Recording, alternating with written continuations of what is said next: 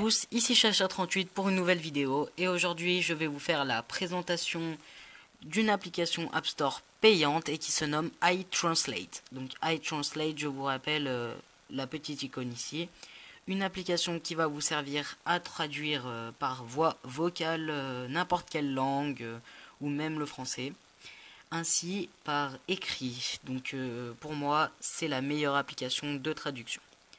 Donc vous vous rendez dans l'App Store et puis vous allez rechercher iTranslate, donc qui s'écrit comme ceci, comme vous le voyez apparaître à l'écran.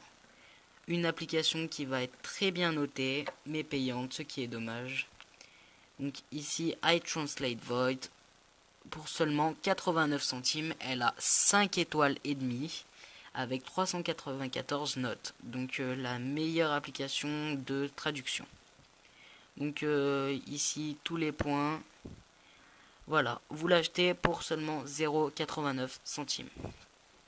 Donc moi je l'ai et je vais vous la présenter. Donc vous cliquez sur la petite icône et voici apparaît à Translate Voice. Donc ici vous avez le français, vous pouvez le changer. Ici vous avez l'anglais version américaine.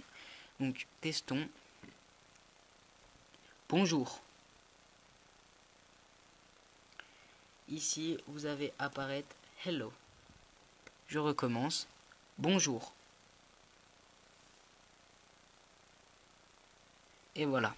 Donc la voix n'est pas activée car je suis sur un dock. C'est dommage. Ensuite, je vais vous montrer comment changer de langue. Donc ici, vous avez la langue de gauche que vous pouvez changer. Vous avez vraiment toutes les langues. Et ici la langue de droite. Par exemple pour l'anglais vous avez l'anglais d'Australie, de Grande-Bretagne et d'USA, donc ce qui est plutôt pratique. Et voici donc toutes les langues.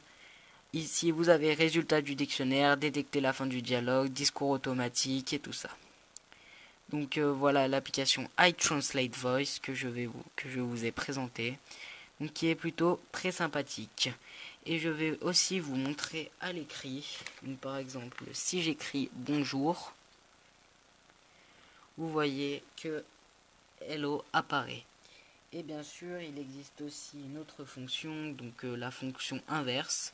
Vous écrivez hello dans la case anglais et cela apparaît en français.